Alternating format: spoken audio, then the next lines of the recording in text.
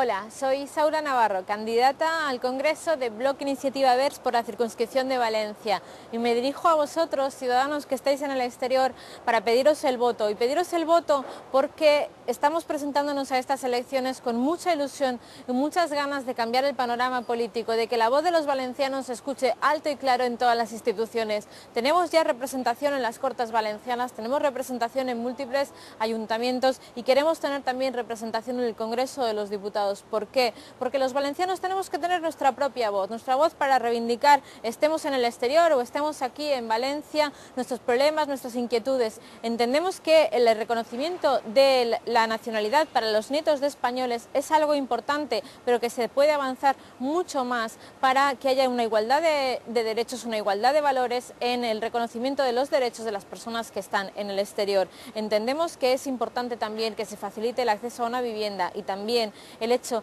de que las gestiones sean facilitadas a través de esta oficina y a través de una página web donde se recoja toda la información que pueda necesitar cualquier persona que se encuentre en el exterior. Vamos a luchar porque el voto no sea a través de correo, sino que sea por urna en todos los países donde hay personas valencianas, personas que están en el exterior y que tienen que tener las mismas garantías en cuanto al ejercicio del derecho de voto que las personas que están aquí, porque todos somos valencianos y todos somos españoles. Otra de las cuestiones que queremos cambiar es el canal internacional de televisión española, para que sea un canal más cercano, un canal de entretenimiento de verdad y que sea factible verlo cuando estás en el exterior, que sea un canal para todos.